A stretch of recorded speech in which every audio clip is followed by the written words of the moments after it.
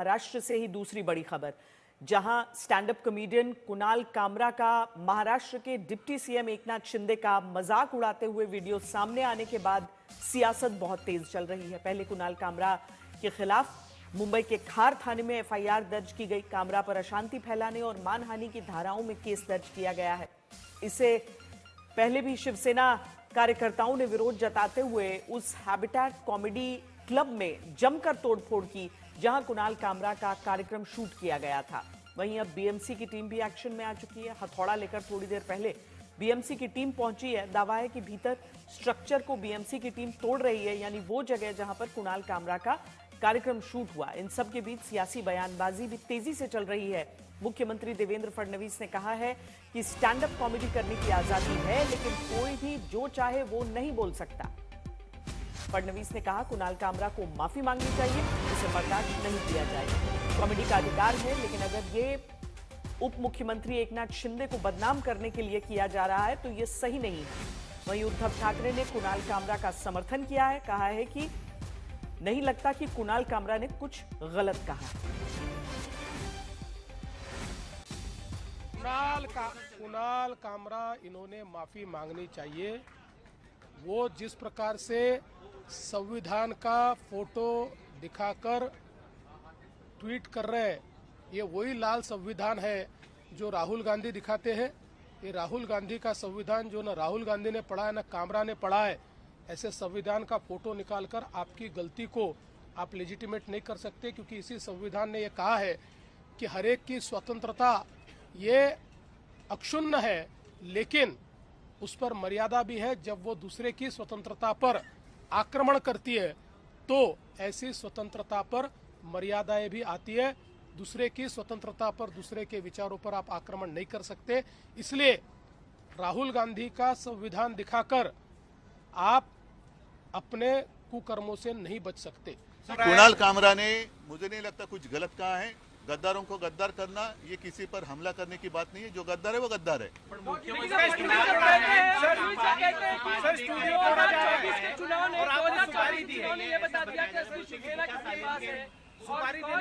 वो छोड़ो, वो नहीं, वो पूरा गाना आप सुन लो, चाहिए तो आपके पास होगा तो बजा कर दिखाओ। उसी गाने का जो अर्थ है वही तो है। नहीं, इस हमले से शिवसेना का कोई संबंध नहीं। ये गद्दार सेना ने किया है, इसका कोई शिवसेना से लेना देना नहीं है। जिसके खून में गद्दारी है वो शिवसैनिक हो ही नहीं सकता। कायदा, संविधान, नियम याच्या बाहेर कुणीच त्या ठिकाणी जाऊ नये।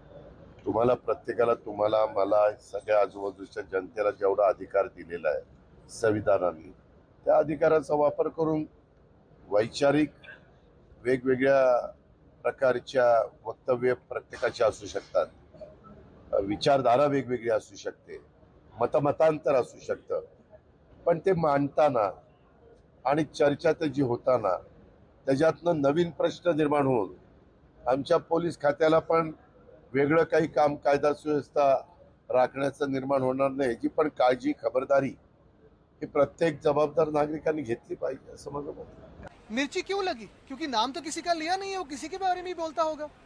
मिर्ची क्यों लगी? दाढ़ी, चश्मा, वो सब जो बोला है वो एकनाथ शिंदे पे ही क्यों बोला है?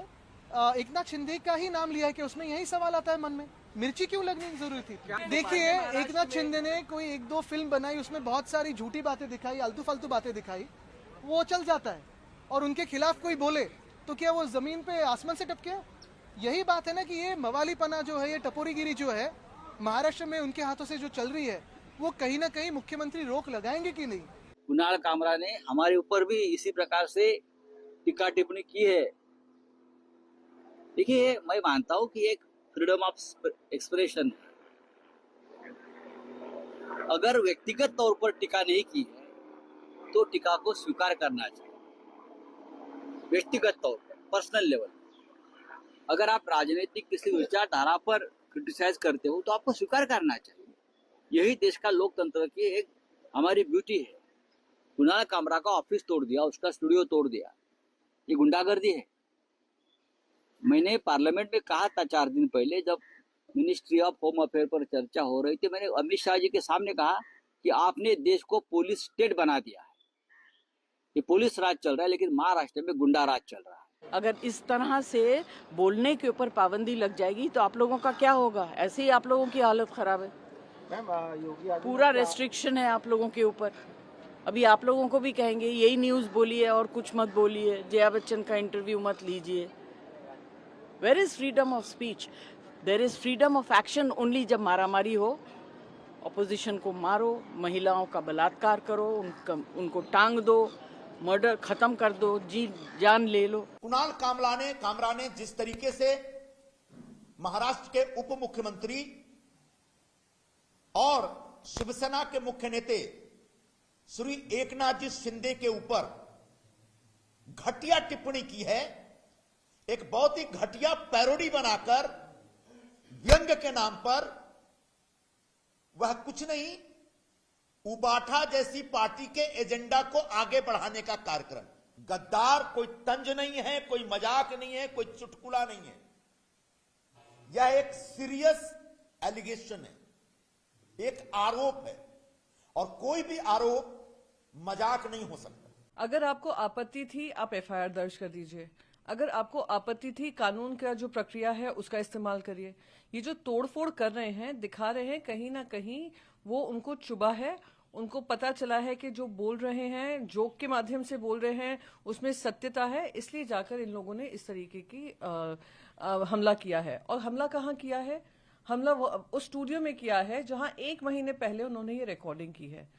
जान माल का नुकसान करना ये कहां तक लाजमी है? ये लोग सरकार में हैं, ये लोग महाराष्ट्र की सरकार चला रहे हैं। ऐसे ही इन्होंने नागपुर में आग लगाई, अब मुंबई में आग लगाने पे लगे हुए हैं। तो किस तरीके का इंटॉलरेंस है? महाराष्ट्र में कानून व्यवस्था नहीं रही है, वही उसी के परिणाम है।